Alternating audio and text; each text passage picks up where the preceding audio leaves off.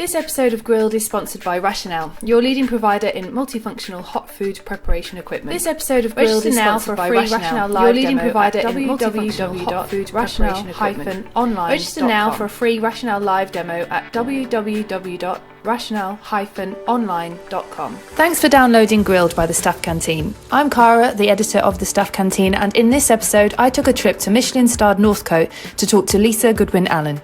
She's been at the Lancashire-based restaurant for 15 years and is now exec chef after taking over from Nigel Howarth in 2017. She's currently in the midst of this year's Obsession, which, if you're not familiar, is an event which has been running for 2 decades, and it sees some of the UK's and the world's best chefs descend on Northcote to cook a night with the help of Lisa and her team.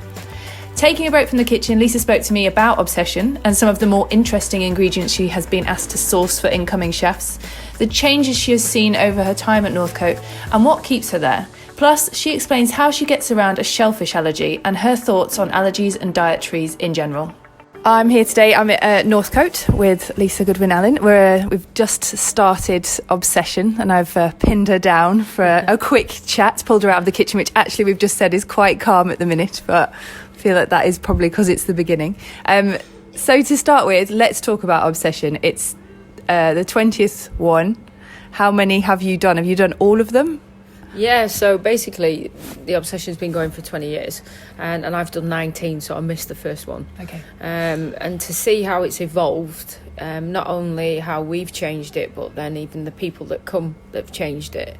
And what we see now that Obsession's growing into, it's quite special and amazing. You know, we actually get chefs that are asking to come here in January and cook with us, which is a true honour. But not only that, this year, the 20th anniversary, as well as some kind of new young guns that are out there that are introducing into the industry, we've actually got a lot of the returning ones coming back, so familiar faces coming back to cook again, which is really good, and a couple have joined together, like Sat and Paul, that are coming and cooking on Monday night, and it's a real honour to have them in the kitchen. You know, do you mind sharing your kitchen?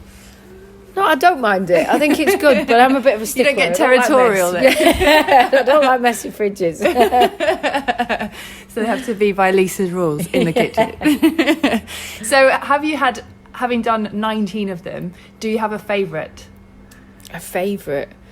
Well, actually, I was speaking about this, and there's one memorable moment that I'll never ever forget, and that was the first time Hans and Dieter from Portugal came over, and they did so much that, like, 4 o'clock in the morning, we're making this little mini Dover sole racks, and I was speaking to Hans about it the other day, about how we were just there working away, and how many kind of like Dover soles we needed just to get 4 bones on one. Was pretty cool. And then it's moments like that you remember, and you know, and also those funny moments as well. There's so many of them throughout Obsession that happens, but pieces it all together, which is really cool. Have there ever been any like really outrageous requests of ingredients that they want, or things that they need in the kitchen that you think, God? Yeah, I think, you know, when we've had a few occasions, especially kind of when the overseas people come, like from India or the Chinese and stuff, and they're asking for ingredients. But the funniest thing for me was we had Anna Ross, I think it was like 2 or 3 years ago, and it's only like translation in words through ingredients list. So she said to me, I need like a kilo of live yeast, like beer yeast. So I'm like, right, okay, what's it? So it's hops for me. It's like live yeast is what you get at a brewery. So I got this kind of live bucket of yeast that was in the fridge, and she came along and she goes, "Oh, Lisa, have you got the yeast?" I said, "Yeah." And so I gave her the yeast, and she screamed away, "Oh my God, it's alive, man, it's moving. What is this?" I was like, "It's yeast." She said, "No, I want fresh yeast." I was like, so that's not a live, like, kind of hops yeast. So like, it's communication breakdown and stuff throughout that is quite interesting. But the biggest thing for me is how much I've learned from the ingredients that they've been asking me. I bet. Just to kind of research. I mean, you think, hang on a minute, I've never seen that before, and actually you embrace that, and then you can use it in a real different way, which is very cool. So there's lots of things to get from it. You know, there's new techniques, new ingredients, but then also the massive thing is friendships.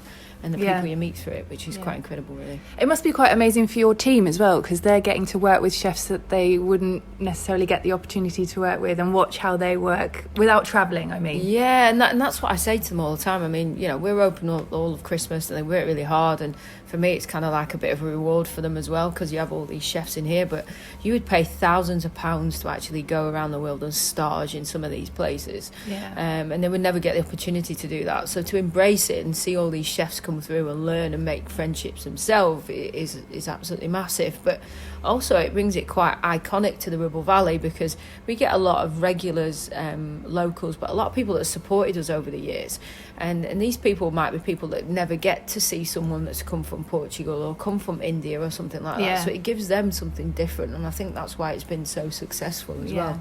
And not to forget everybody that sponsor us, really, you know, all the people that are involved that help us you know, evolve it and keep working on it, and that's down to kind of like the sponsorship we get, like Porsche we've had for 2 years, and it makes it really kind of iconic and stuff. And you can actually you know, treat people when they come, like the chefs get driven around in the Porsches, the customers do, and you know, and it's luxurious and stuff like that, and they're made to come to Northcote to feel like they're in their home.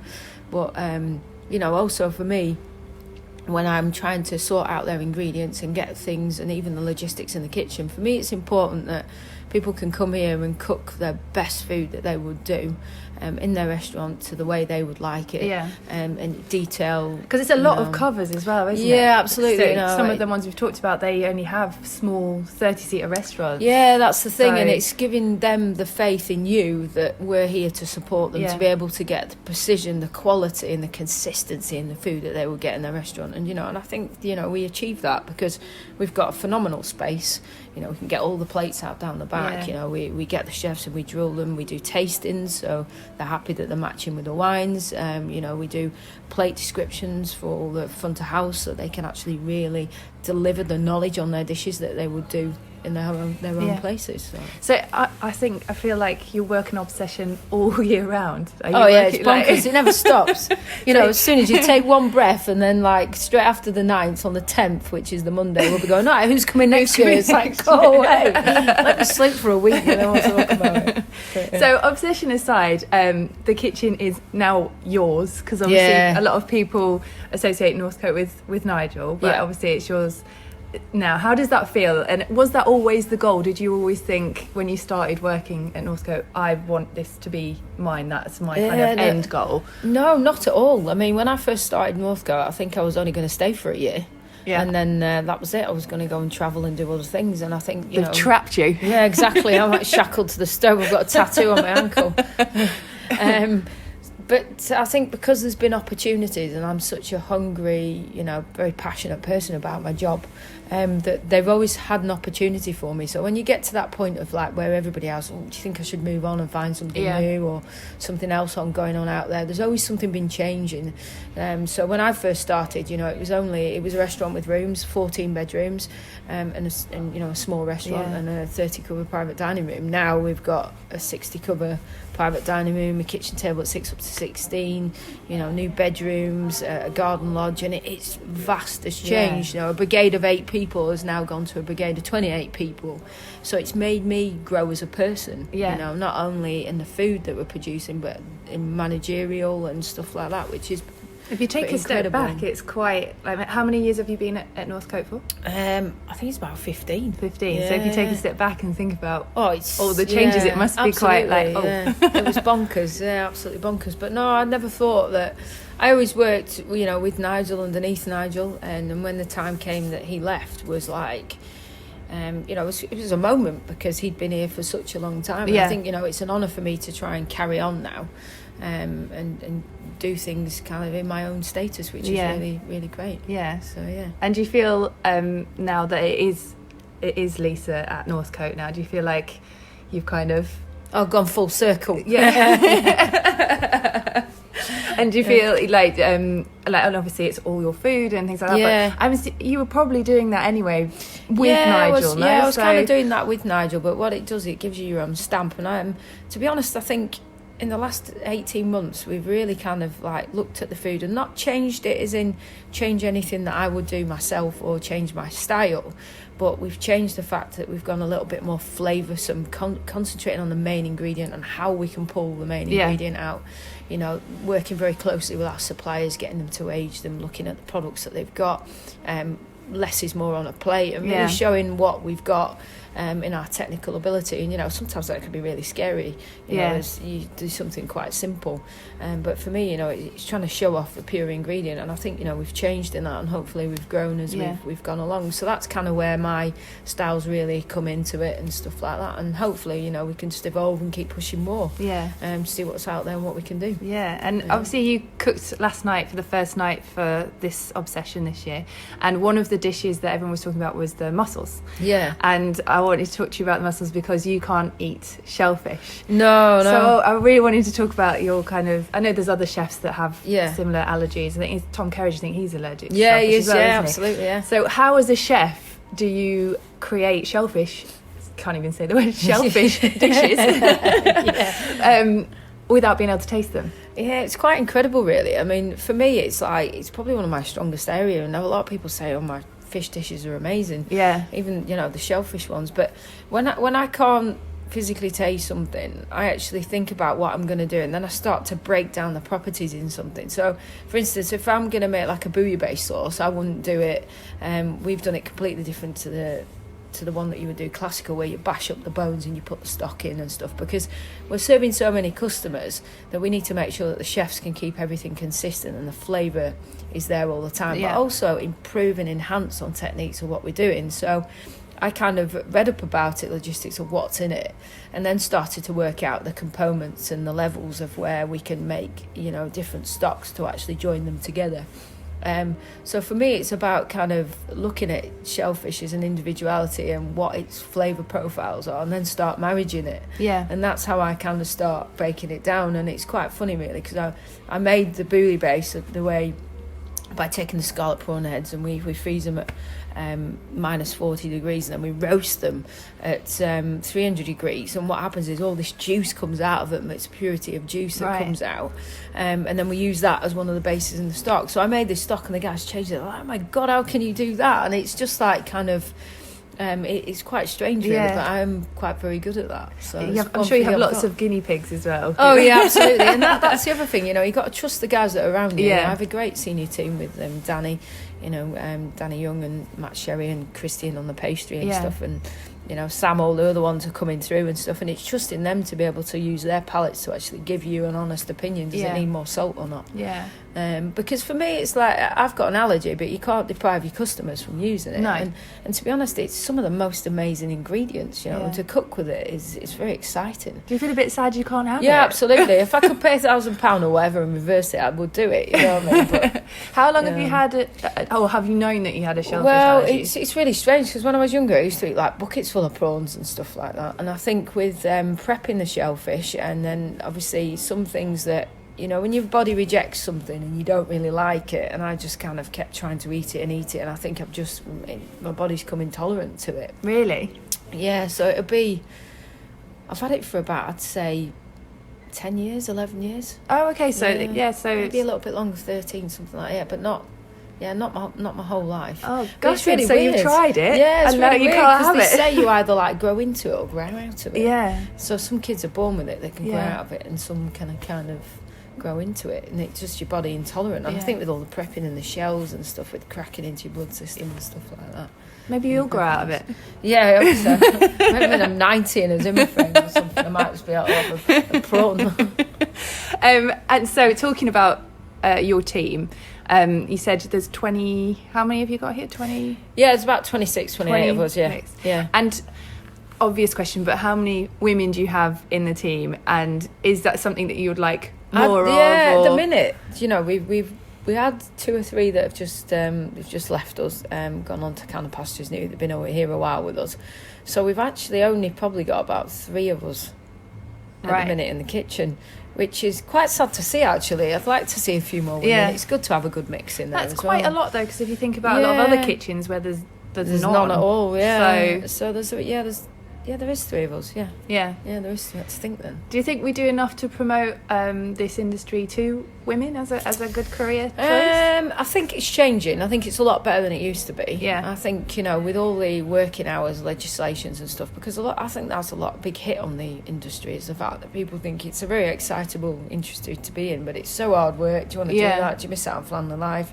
But I think it's about you as an individual and what you're prepared to do to make things happen, and also how you can manage it. I have a young 5-year-old son, and which is a full-time job on its own, isn't it? And I've kind of structured myself, and I know I'm in at this time, and I go out and I sort him and I'm back in at this time, and I've made that work, and it's actually made me much more disciplined, within the kitchen with the guys to make sure they get breaks, and we're energising them, that we try and keep them on a 10-hour working hour shift, because we're not like the smaller restaurants that they can close 3 days a week. So we've actually cut their hours down to kind of like 10 hours a day. And they'll do different shiftings, like a 9-7, a 12 finish, or a split. So it works really well, and that's helped us in our retention and training and stuff. And I think it's about training and involving the staff and keeping them interested and showing them how you can make something of this, because it is an amazing industry. A lot of people sometimes think about the negatives and then the positives. The positives are massive. What other place you can go into and you can meet so many people and see so many things? Food can change your life. Which is really and good. Travel, and you can go anywhere with and it's skill you do set every day, isn't it? You eat at home and stuff like that, and it brings people together and your skills, and you can go abroad. You can do anything on it, which is. And I think more and more people will tap into that now. Just to go back to, I meant to ask you when we were talking about allergies, because you have an allergy, are you more tolerant of allergies? Because it is one of them topics. It's a bit controversial. And a lot of chefs embrace it. A lot of chefs hate it. I know vegan is a massive one at the minute, which I know isn't an allergy, but it's one of those dietaries. So how do you feel about allergies and dietaries yourself? I think for me, allergies I take seriously, because there is people out there that have got massive, there's a lot more allergies out there nowadays. Shellfish, nuts, that's a massive one. Gluten intolerant and stuff like that. And is it quite scary as a chef, knowing that you're cooking someone that has something that could kill them? I would think so. When people make it really aware to you that they're massive allergic, and a reaction can happen of something, you have to keep that wits about you and make sure that your due diligence is there on all your allergies and stuff. So allergies, I think, because when you go to a restaurant you're paying, I think allergies are really important and stuff. But you do get those people though that come in and say they've got an allergy and they haven't. It's just a dislike. And that becomes a point when loads of people are going on the bandwagon a bit. But allergies, we do take them very seriously. So what about vegan diets? How do you feel about those? Well, it's everybody's doing it. I mean, what we did was we've actually put a plant-based menu on. So we have a tasting menu and we have a plant-based menu, which is like a vegetarian menu. And the reason why we do that is because there's a lot more vegetarians coming in, but it makes sure that we're serving the food consistently and not having to kind of knock things up, and the chefs know what they're doing. So we advertise that we've got a plant-based menu, which helps us out in that aspect, because we're a 7-day week question, and you get people in that are vegetarians. So that kind of helps us within that base. But there is a lot of people doing it now, even at homes. I think they're going vegetarian twice a week, as a diet, because a lot of people are going on about meat eating and stuff like that. Is it something you would do? Well, go vegan? Hell no. I don't think so, no. I like meat too much. But as a chef, do you kind of understand the kind of point of what they're trying to make with the sustainability and or do you have a different take on it? Feel free to say how you actually actually I think, well, it depends why they are vegan. A lot of people are anti kind of and they want to keep everything organic and strictly vegetables where they're grown and stuff like that, and people really do kind of go to town on it. But I think, for me, I would eat vegetarian like a couple of days a week, or I do like vegetarian dishes, but to do it kind of full time, I don't think, I think there's meat out there and stuff like that, and fish that people would eat. You get a lot of people being pesquies at the minute. which they're joining in. It's those people that come in and say they're vegetarian, but can I have chicken as my main course? That's no, they don't. We've had an odd one or two. Yeah. Brilliant. Yeah. So it wouldn't be something that you would. I know you said you have the options, but would you just want to do certain dishes that were just vegetarian? We do. If people request it, like they come in and ask for vegan menus, we will kind of change the plant-based into a vegan. But I think the beauty about it nowadays is the fact that there's so many kind of gelling agents and stuff like that, and different equipment that you can actually cook good food with being vegan without using any dairy products or any animal-based products and stuff like that. Well, obviously Kirk Houses, he's cooking tonight. And it's amazing the stuff he's done and the research that he's put into it. And and how he's changed that due to his illness and stuff is very inspirational. And I think to embrace it that way and to see what he's doing, you really respect that. And you can see that how he's changed his life by doing food like that. So he's got a real passion for it. Is it interesting to watch how he works and what he does to create those absolutely dishes? He gave us this nut-based cheese that he's been working on, which is quite incredible really. If you put it in a blind tasting, you think it's so close. It's really it's very incredible. And it goes down to all that kind of development and research into things, and you can see where all his time's spent. He's doing that. And it's I think it's an art really to do something like that, because it's not easy to admit. He's dairy free, gluten free, so he's the whole works. And to take gluten out of things, because flours and agents and stuff is quite a difficult thing when you're working with desserts and stuff in particularly. So it's very impressive what he's doing. So how many years have you been a chef? Oh God! Since I was about, I think since I came out of school, so probably about 16. So how many years are we on? We're working out your age now. Yeah, we are working out. I'm not going to tell you my age. I'm trying to work that out now. I'll put you on the spot. 20. Yeah. Is it? Maybe a bit more. 20 years, and you're still so passionate about being a chef. So what is it that makes you think no, not 20 years, I'm giving myself under justice there, aren't I? I'm making myself older than I need to be. But I'll work that out and I'll tell you okay.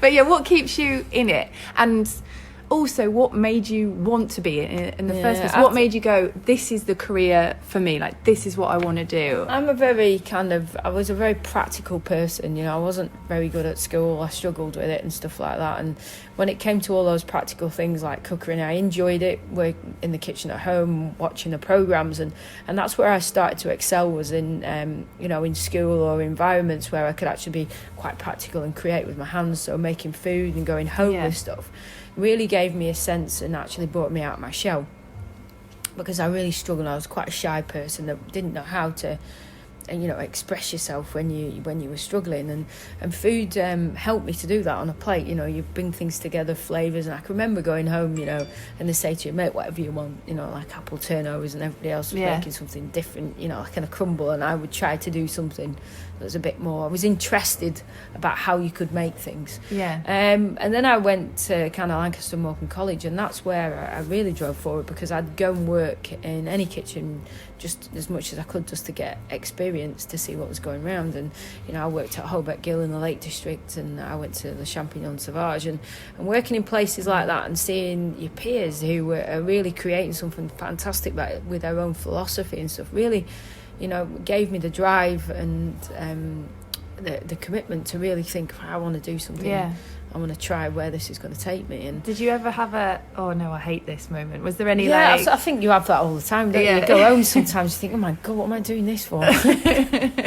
But you go through all the hard times, and what you've got to have is grit, determination, and passion. And if you really want to do something in whatever line industry you're in, you'll do it if you're that kind of person.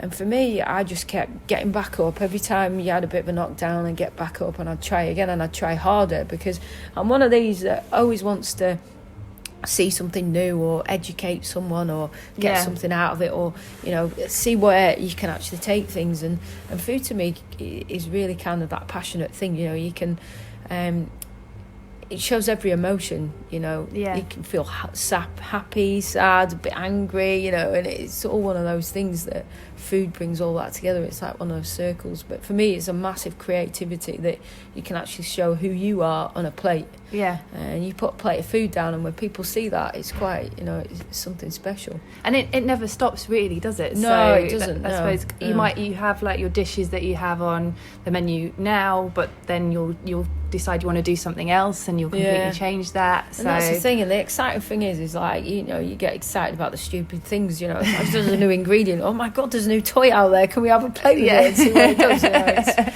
There's all sorts of things, it never stops, it never evolves, and I think it's about the people that's in the industry that you can really, my advice to people would be speak to your peers and get as much knowledge as you can off them, because being able to meet people and see different things, that you can have that one connection, can lead you to something that you might not expect. Like, I never expected to stay here as long as I had been, but that's because of the connection I had here, but also how hard I worked and the opportunities that kept opening the doors time and time again. So I was in a place where it just kept evolving for me. But it's an amazing industry. And I mean, you can't get away from it. It is a very male-dominated industry. How have you, just as a young chef, how did you find that, being in a male environment? Did you enjoy it? Because me personally, I got on better with men. It wouldn't bother me being in a male environment. I kind of got on with it. Like, I said earlier, you have those hard days. Everybody has those hard days, and it's like those ones that are going to, you get up and you learn from it and you carry on and you go again. But I get on with them, and, I think you've just got to believe in what you believe in and really go for it. So I actually, I don't mind being in that kind of arena, but some people find it hard, because there is hard times out there, and sometimes it's when you seem to get down a little bit and you start making a few mistakes and stuff like that, and then they keep happening. It's about how you get yourself out of that cycle. And I think it naturally happens within people, of how you can kind of take a step back, think about it, and then go again. And I think your advice that you can carry on and you can bring the next generation up is massive, really. So for me, it's about training, getting people to really kind of get out there, learn something new, see new things, and bring what we can to light, really. So, and if it's a tough kitchen, it's a tough kitchen, right? It doesn't matter whether you're male or female. No, it's down to the individual. Men nowadays, or back then, were in the kitchen and they could struggle more than you. It's about your individuality and what you wanted to achieve. And if you're passionate enough to do that, you'll achieve it. So what's the toughest kitchen do you think you've worked in? Oh, I don't know.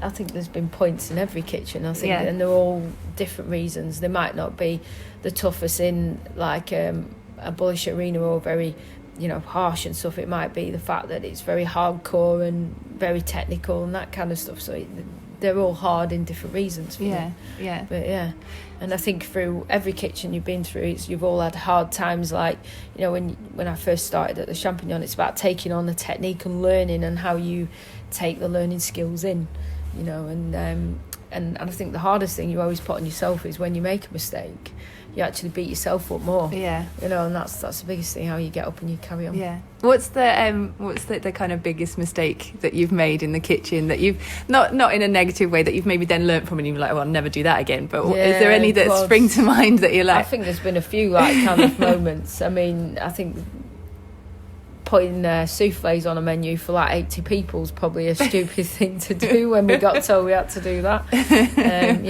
you learn every time on how to do things consistently and better. It's crazy. But I'm sure there'll be if I got down and got my notebook out, there might be a few of them. Some interesting absolutely ones. Or have you ever been there and watched a chef do something and think, why are you doing that? So what have you taken from the kitchens you've worked in and the chefs you've worked for to make sure that the kitchen at Northcote is one that you want to be in and that your team thrive in and want to be in? I think from every kitchen I've taken in, again, it's about drive, motivation, motivating your team, organisation. I think massively for us, I'm a bit of a stickler in that, in organisation and motivation and people knowing what they're doing. And also kind of environments are massive. Because for me, if you've got a happy, energised chef that's, getting the right working hours and you're teaching them and learning new things, they're going to give you the ultimate best.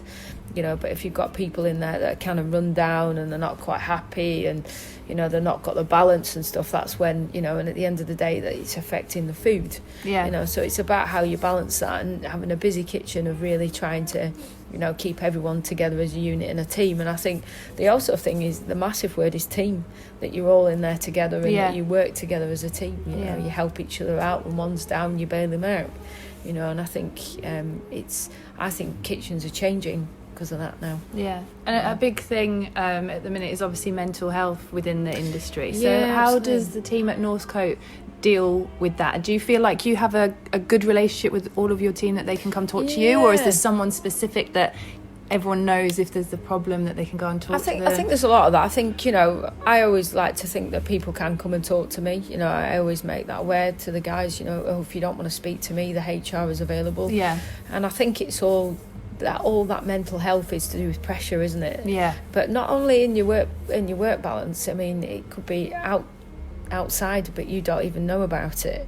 You don't know how people are working. So for me, it's about how you kind of prepare yourself in the kitchen and what you expect from the boys, and keeping that environment as good as you can get it. And I like to think we've got a great working environment. They all enjoy what they're doing and they're learning and hopefully progressing. And you always wish that when people leave the kitchen, they go out and they go, pass the advice and go and work for her at Northcote because she's amazing. She's done this, and I'm sure like every chef does out there.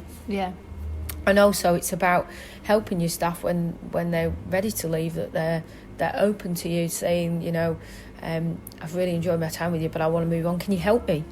Because I think nowadays, if we all had 2 or 3 people that were doing that and we passed it on, your staff would go around into a circle, and it would also help the staff retention that we've got. It's only beneficial to everybody. Absolutely. Then, isn't it? I think so. Absolutely. And it's passing on, again, speaking to people and passing on, but that's down to the individual person of having the confidence and to be able to come to you and say, it's time for me to move on before they go, I've got a job, I'm going. It's like, because when you work with someone for such a long time, you'd like to think you could place them in the right place with the right person that would kind of carry their their career on.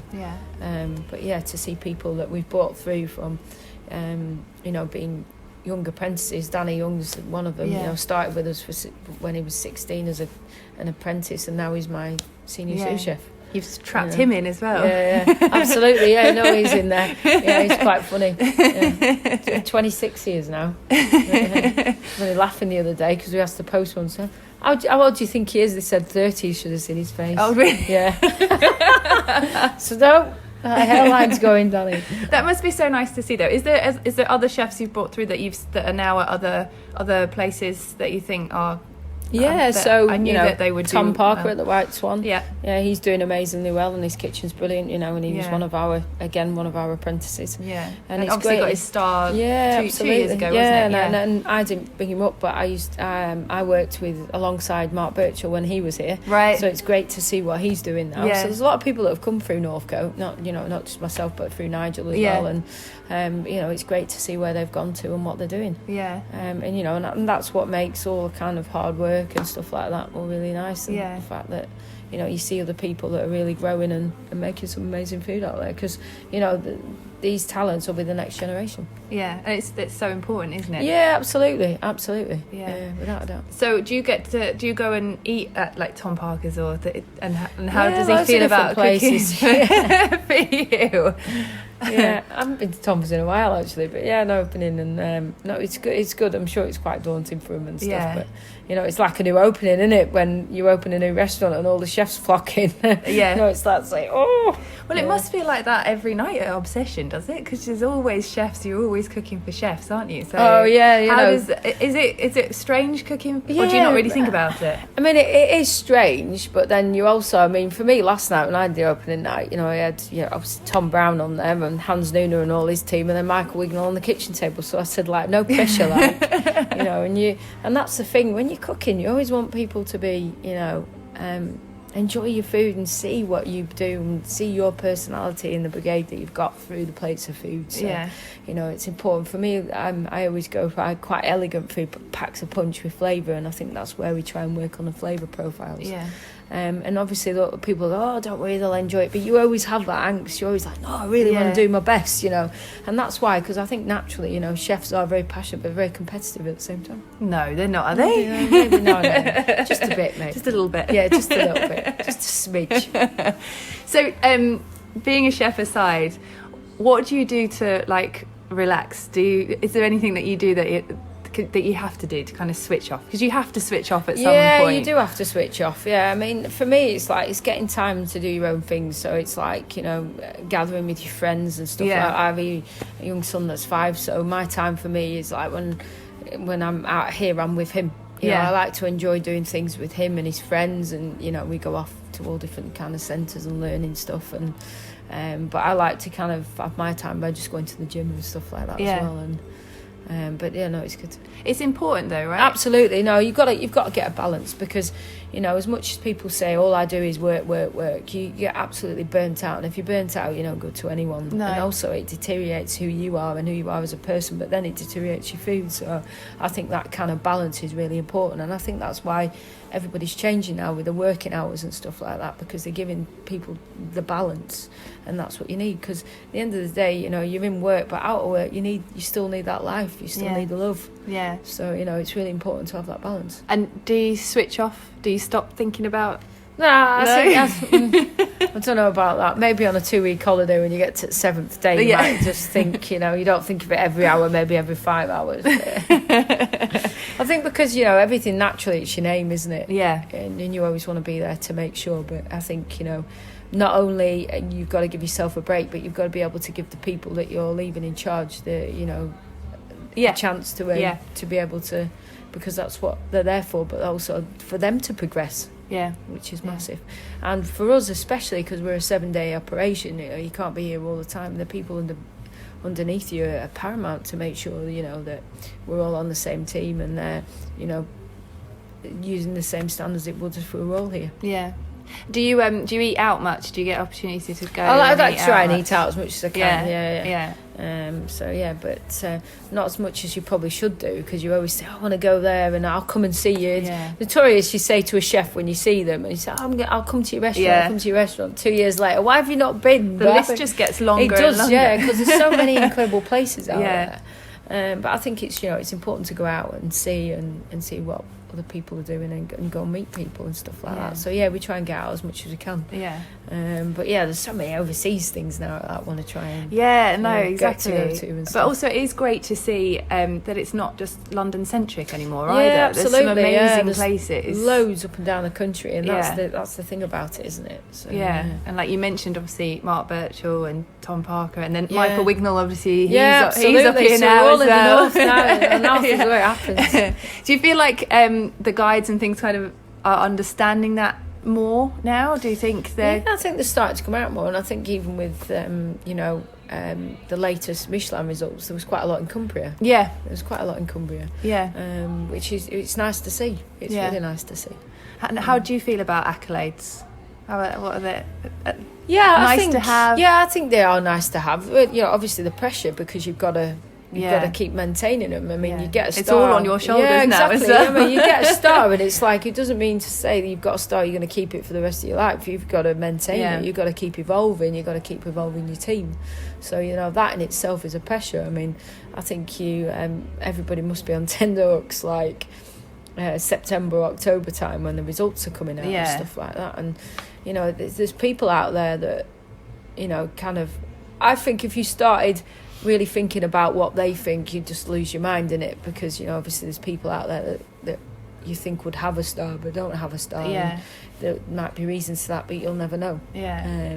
You know, and it's crazy and minefield to think about, but yeah, to have them is amazing. You know, it is really amazing, but it is very hard to kind of. I was going to say that the hype is always around who's going to get a star, yeah, who's going to get, or who's going to get, you know, however many rosettes, and it's all about the new stuff. And you kind of forget that actually some people have retained stars for decades, which is so impressive. Yeah, in itself, isn't it? So, yeah, definitely. Yeah, and that's all to look at, because it all, like you said, it all goes on the ones that are there, that are up and coming, have got it. So, no, it's incredible. But then you're still in the guide, and then you start again. Start again. It's another year. Start again with your guides. So, what's next for you, Lisa? Oh, I don't know. What are we going to, in 10 years' time? What are we going to be talking about in 10 years' time? Are we still going to be sat in Northcote, or do you have a plan in mind of, would you like to have your own place? I'd say, I wouldn't say I wouldn't like to, because I always would like to, but I think, you know, it's opportunities and time, and hopefully, you know, something one day will happen like that. I think, you know, obviously with Nigel going, for me to kind of take the reins for a while to see where, you know, we can take it. But and you just never know. You don't know what's around the corner. You know. No. So for me, I'm just excited to see how far I can go and what I can do. And if that's at Northcote, that's great. But if opportunity came along, you just never know, do you? You know. And for me, I want to kind of grow as much as I can, and if I can get my own place and grow my own brand, then, you know, you would do that if it's possible. But I think you always sit there and think, I'm going to do this, I'm going to do that, but it's like finding that right time to do it.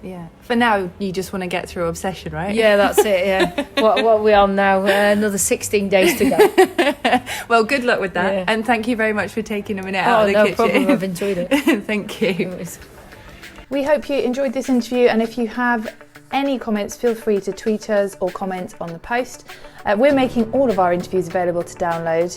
And finally, if you like what we do, whether it's our podcast or our videos or even our features, please head over to our Patreon page and support us there. This episode of Grilled is sponsored by Rationale, your leading provider in multifunctional hot food preparation equipment. Register now for a free Rationale live demo at www.rationale-online.com.